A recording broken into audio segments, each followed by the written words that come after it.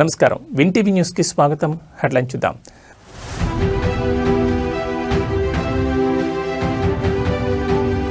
ప్రారంభమైన AP cabinet సమావేశం, పలు కీలక అంశాలపై చర్చ.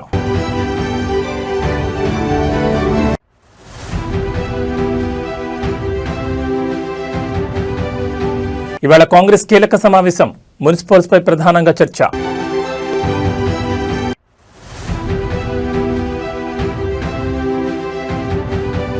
మూడు రోజుల పాటు కాకినాడలో డిప్యూటీ సీఎం పర్యటన, పలు అభివృద్ధి కార్యక్రమాలకు శంకుస్థాపన చేయనున్న పవన్.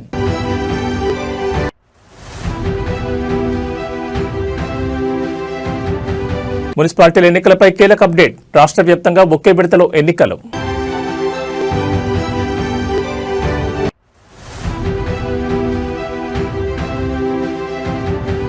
భారత్పై 500% టారిఫ్లు, కీలక బిల్లుకు ట్రంప్ గ్రీన్ సిగ్నల్. ఇక డీటెయిల్స్ చూస్తే ఆంధ్రప్రదేశ్ రాష్ట్ర మంత్రిమండలి సమావేశం ప్రారంభమైంది. సచివాలయంలో సీఎం చంద్రబాబు అధ్యక్షతన ఈ భేటీ జరుగుతోంది. సిఆర్డీ అథారిటీలో ఆమోదించిన పలు అంశాలకు కేబినెట్ గ్రీన్ సిగ్నల్ ఇచ్చే అవకాశం ఉంది. అలాగే కృష్ణానది తీరంలో మెరీనా వాటర్ ఫ్రంట్ అభివృద్ధి కోసం భూ కేటాయింపులకు మంత్రిమండలి ఆమోదం తెలపనుంది. అలాగే రాజధానిలో గతంలో కేటాయించిన 112 ఫ్లాట్లలో మార్పులకు సైతం కేబినెట్ ఆమోదం తెలపనుంది. అయితే ఎస్ఐపిబిలో ఆమోదించిన పెట్టుబడి ప్రతిపాదనలకు కూడా ఏపీ కేబినెట్ గ్రీన్ సిగ్నల్ ఇవ్వనుంది. మొత్తం 14 సంస్థలకు చెందిన 19,391 కోట్ల పెట్టుబడులకు ఆమోదం తెలపనుంది. పలు సంస్థలకు భూ కేటాయింపులకు కూడా మంత్రిమండలి ఆమోదం ఇవ్వనుంది. కేబినెట్ సమావేశానంతరం తాజా రాజకీయ పరిణామాలపై సీఎం చంద్రబాబు మంత్రులకు దిశానిర్దేశం చేయనున్నారు. ఈ సందర్భంగా తెలంగాణ సీఎం రేవంత్ రెడ్డి వ్యాఖ్యలకు వైసీపీ కౌంటర్లపై కూడా చర్చ జరిగే అవకాశం ఉంది.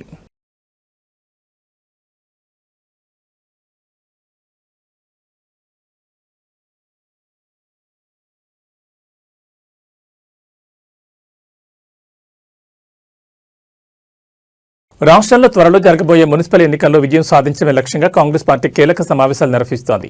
అందులో భాగంగానే టీపీసీసీ విస్తృత స్థాయి కార్యవర్గ సమావేశాన్ని గాంధీభవన్లో నిర్వహిస్తోంది.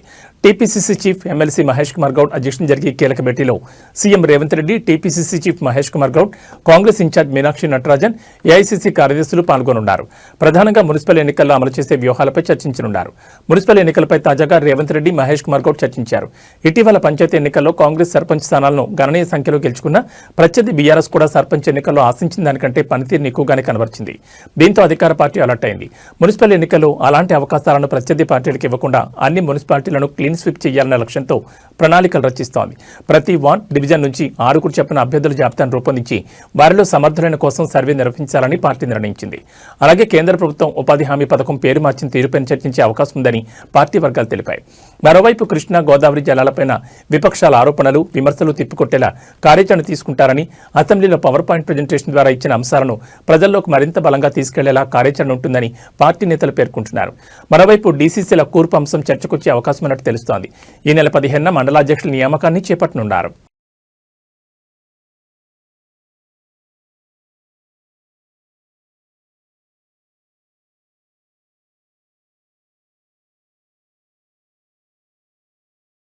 కాకినాడ జిల్లాలో డిప్యూటీ సీఎం పవన్ కళ్యాణ్ పర్యటనకు రంగం సిద్ధమైంది. ఈ రోజు నుంచి 3 రోజుల పాటు ఆయన జిల్లా వ్యాప్తంగా పర్యటించబోతున్నారు. ఈ టూర్లో భాగంగా ప్రజా సమస్యల పరిశీలనతో పాటు పలు అభివృద్ధి కార్యక్రమాలు, శంకుస్థాపనలో పాల్గొంటారు. ఇక రేపు పిఠాపురంలో జరగనున్న సంక్రాంతి సంబరాల్లో డిప్యూటీ సీఎం పాల్గొని స్థానిక ప్రజలతో కలిసి పండుగ చేసుకోనున్నారు. ఆ తర్వాత నియోజకవర్గంలో చేపడుతున్న పలు అభివృద్ధి కార్యక్రమాలను ప్రారంభించనున్నారు. ముఖ్యంగా పిఠాపురం ముంపు ప్రాంతాలను క్షేత్రస్థాయిలో పరిశీలించి బాధితుల సమస్యలను నేరుగా పవన్ కళ్యాణ్ తెలుసుకోనున్నారు. అయితే ఈ నెల 10న జిల్లా పోలీసు అధికారులతో పవన్ కళ్యాణ్ ప్రత్యేక రివ్యూ మీటింగ్ నిర్వహించనున్నారు. శాంతి భద్రతలు, పండుగ సీజన్లో తీసుకోవాల్సిన జాగ్రత్తలు, పోలీస్ వ్యవస్థ పనితీరుపై సమీక్షించనున్నారు.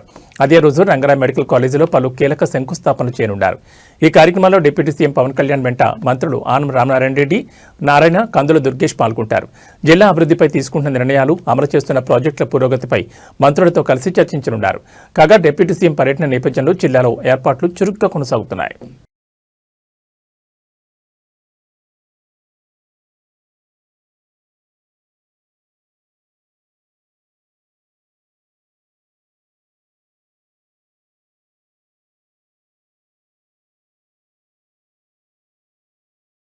రాష్ట్రంలో మున్సిపల్ ఎన్నికలను ఒకే విడతలో నిర్వహించాలని ఎన్నికల సంఘం నిర్ణయించింది. మున్సిపాలిటీలు వార్డుల సంఖ్య తక్కువగానే ఉండడంతో ఒకే విడతలో ఎన్నికలు నిర్వహించేందుకు అవసరమైన సిబ్బంది, పోలీసులు ఉన్నారని ఈసీ గుర్తించింది. ఒకే విడతలో ఎన్నికల నిర్వహణకు అన్ని ఏర్పాట్లు చేయాలని జిల్లా యంత్రాంగానికి సూచించినట్లు సమాచారం. ఒకే విడతలో ఎన్నికలు నిర్వహిస్తే ఎలాంటి సమస్యలు ఉండవని జిల్లా యంత్రాంగం సైతం ఓకే చెప్పినట్టు తెలుస్తోంది. ఒకరోజు ఎన్నికలు, మర్నాడు ఓట్ల లెక్కింపు చేయనున్నారు. ఈ క్రమంలోనే ప్రతి పోలింగ్ స్టేషన్లో వెబ్ కాస్టింగ్ నిర్వహించాలని ఈసీ యోచిస్తోంది. రాష్ట్రంలోని పోలింగ్ కేంద్రాలపై ఇంకా స్పష్టత రాలేదు. ప్రస్తుతం 116 మున్సిపాలిటీలు, 7 కార్పొరేషన్లకు ఒకేసారి బ్యాలెట్ విధానంలో ఎన్నికలు నిర్వహించనున్నారు. ఇప్పటికే నిర్ణయం తీసుకున్నారు. జిల్లాలో అధికారులు బ్యాలెట్ బాక్సులను సిద్ధం చేయగా జిల్లాలో మున్సిపాలిటీలు, వార్డుల సంఖ్యకు అనుగుణంగా బ్యాలెట్ బాక్సులను అందుబాటులో ఉంచారు. పోలింగ్ స్టేషన్ల సంఖ్యకు అనుగుణంగా బ్యాలెట్ బాక్సులను అధికారులు సిద్ధం చేస్తున్నారు. పార్టీల పరంగా ఎన్నికలు కావడంతో పార్టీల గుర్తులను బ్యాలెట్ పేపర్పై ముందుగా ముద్రిస్తారు. ఆ తర్వాత ఇండిపెండెంట్ అభ్యర్థుల పేర్లను పొందుపరుస్తారు. నోటా గుర్తు సైతం ఈసారి బ్యాలెట్ పేపర్ మీద ముద్రించనున్నారు. ప్రతి జిల్లాలో తక్కువ సంఖ్యలో మున్సిపాలిటీలు ఉన్నందున తక్కువ సంఖ్యలోనే పోలీస్ సిబ్బంది అవసరమవుతారని అంచనాకు వచ్చిన జిల్లా యంత్రాంగం ఒకే దశలో ఎన్నికలు నిర్వహించేందుకు గ్రీన్ సిగ్నల్ ఇచ్చింది. మున్సిపాలిటీ ఎన్నికల నిర్వహణకు వార్డుల వారీగా తుది ఓటర్ల జాబితాను పకడ్బందీగా రూపొందించాలని రాష్ట్ర ఎన్నికల కమిషనర్ రాణి కుముదిని జిల్లా కలెక్టర్లు, మున్సిపల్ కమిషనర్లను ఆదేశించారు. హైదరాబాద్ నుంచి రాణి కుముదిని జిల్లాల కలెక్టర్లు, మున్సిపల్ అధికారులతో ఎన్నికల ఏర్పాట్లపై సమీక్షించారు. మున్సిపాలిటీలు, కార్పొరేషన్లకు సాధారణ ఎన్నికల నిర్వహణ, ఓటర్ల జాబితా తయారీ, ప్రచురణ, ఇతర సంబంధిత అంశాలపై దిశానిర్దేశం చేశారు. ఈ సందర్భంగా ఎన్నికల కమిషనర్ మాట్లాడుతూ తెలంగాణ మున్సిపాలిటీ చట్టంలో సవరించిన సెక్షన్ 195A ప్రకారం జనవరి 12న వార్డుల వారీగా ఓటర్ల తుది జాబితాను ప్రచురించాలని, 13న పోలింగ్ స్టేషన్ల వివరాలు, ముసాయిదా జాబితాను టీ-పోల్లో అప్లోడ్ చేయాలని, 16న ఫోటోతో కూడిన తుది ఓటర్ల జాబితాను పోలింగ్ స్టేషన్ల వారీగా ప్రచురించాలని అధికారులను ఆదేశించారు.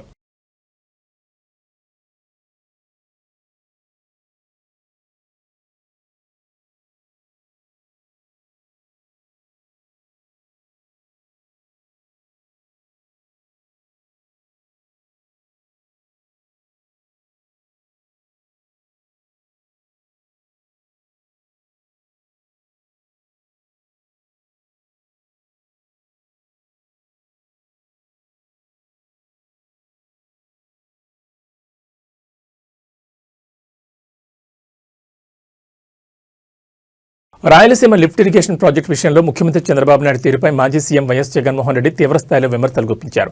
రాయలసీమ ప్రజల ప్రయోజనాలను చంద్రబాబు తెలంగాణకు తాకట్టు పెట్టారని ఆయన ఆరోపించారు. తెలంగాణ అసెంబ్లీలో రేవంత్ రెడ్డి చేసిన వ్యాఖ్యలను ప్రస్తావిస్తూ జగన్ కీలక వ్యాఖ్యలు చేశారు. తాను అడిగినందుకే చంద్రబాబు రాయలసీమ ప్రాజెక్టును ఆపేశారని తెలంగాణ సీఎం స్వయంగా అసెంబ్లీ సాక్షిగా చెప్పారు. ఇది చంద్రబాబు సీమ ప్రజలకు చేసిన ద్రోహం కాదా అని జగన్ ప్రశ్నించారు. రాయలసీమకు నీరందించి ఈ ప్రాజెక్టు విషయంలో చంద్రబాబు విలన్గా మారారని, కేవలం రాజకీయ ప్రయోజనాల కోసం రాష్ట్రాన్ని అమ్మేశారని జగన్ మండిపడ్డారు. రాయలసీమ లిఫ్ట్ ఇరిగేషన్ పనులను ఆపేయాలి అని అంటూ ఏకంగా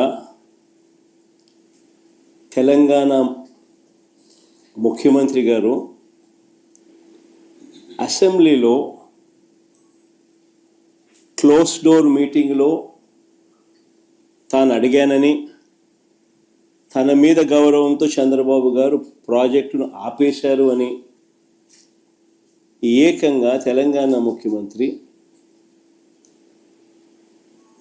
తెలంగాణ నిండు అసెంబ్లీ సభలో వాళ్ళ రిలేషన్షిప్ గురించి, చంద్రబాబు నాయుడు గారు రాష్ట్రాన్ని ఎలా అమ్మకానికి పెట్టారు అన్న వాస్తవాల గురించి ఏకంగా రేవంత్ రెడ్డి గారు అన్న మాటలు నిజంగా ఇది చూసిన తర్వాత ఒకసారిగా రాష్ట్ర ప్రజలకు అందరికీ కూడా, రైతన్నలందరికీ కూడా, మరీ ముఖ్యంగా రాయలసీమ, నెల్లూరు ఈ ప్రాంతాలకు సంబంధించిన రైతులకు నిజంగా చంద్రబాబు నాయుడు అనే వ్యక్తి ఒక విలన్ క్యారెక్టర్ కింద కనిపిస్తుంది. ఏపీఎస్ఆర్టీసీలో సమ్మె వాతావరణం నెలకొంది. అద్దె బస్సుల యజమానులు సమ్మెశారని మోగించారు. తమకు చెల్లించే అద్దెను పెంచాలని డిమాండ్ చేస్తూ ఈ నెల 12వ తేదీ నుంచి రాష్ట్ర వ్యాప్తంగా బస్సులు నిలిపివేయనున్నట్లు హెచ్చరించారు. ఈ మేరకు గురువారం ఆర్టీసీ యాజమాన్యానికి సమ్మె నోటీసు ఇచ్చేందుకు సిద్ధమయ్యారు. స్త్రీశక్తి పథకం అమలు తర్వాత బస్సుల్లో రద్దీ విపరీతంగా పెరిగిందని, దీనివల్ల తమపై అదనపు భారం పడుతోందని యజమానులు చెబుతున్నారు. మరోవైపు పెరిగిన ఇంధన, నిర్వహణ ఖర్చులతో నష్టాలు వస్తున్నాయని, ఈ పరిస్థితుల్లో అద్దె పెంచడం తప్పనిసరని వారు వాదిస్తున్నారు. ఈ విషయంపై ఆర్టీసీ యాజమాన్యంతో చర్చలు జరిపినా ఫలితం లేకపోయింది.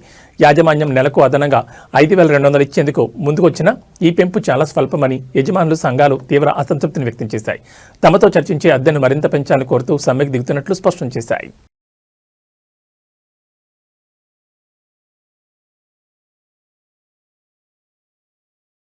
మున్సిపల్ ఎన్నికలు దగ్గర పడుతున్న వేళ అధికార కాంగ్రెస్ పార్టీలో కీలక పరిణామాలు చోటు చేసుకుంటున్నాయి. గత కొంతకాలంగా పాలకుర్తి నియోజకవర్గ కాంగ్రెస్ పార్టీలో కొనసాగుతున్న అంతర్గత విభేదాలు తాజాగా రచ్చకెక్కాయి. స్థానిక సంస్థల ఎన్నికల ఫలితాల నేపథ్యంలో పాలకుర్తి నేతల పంచాయతీ కాంగ్రెస్ జాతీయ నాయకురాలు మీనాక్షి నటరాజన్ వద్దకు చేరింది. హైదరాబాద్లోని ఎమ్మెల్యే క్వార్టర్స్లో పాలకుర్తి నియోజకవర్గానికి చెందిన కాంగ్రెస్ అసంతృప్తి నేతలు ఆమెతో ప్రత్యేకంగా సమావేశమయ్యారు. ఈ భేటీలో Torrur market chairman Tirupati Reddy, PSC chairman Kakirala Hariprasad, senior నేత కిషోర్ రెడ్డి తదితరులు పాల్గొన్నారు. నియోజకవర్గంలో ఎమ్మెల్యే యశస్విని రెడ్డి, ఆమె అత్త ఝాన్సీ రెడ్డిల పనితీరుపై అసమ్మతి నేతలు మీనాక్షి నటరాజన్కు ఫిర్యాదు చేసినట్టు తెలుస్తోంది. ఇటీవల జరిగిన స్థానిక సంస్థల ఎన్నికల్లో ఎమ్మెల్యే యశస్విని రెడ్డి, ఝాన్సీ రెడ్డిలు మేజర్ గ్రామ పంచాయతీలను గెలిపించుకోవడంలో విఫలమయ్యారని వారు పేర్కొన్నారు.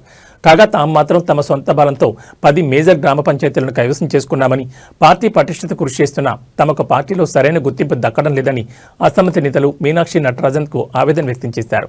ఈ ఫిర్యాదుల నేపథ్యంలో ఆమె ఎటువంటి నిర్ణయం తీసుకుంటారనే దానిపై తీవ్ర ఉత్కంఠ నెలకొంది.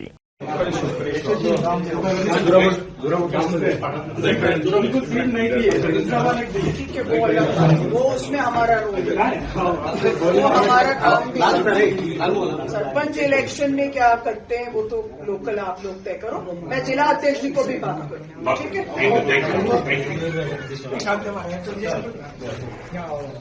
ठीक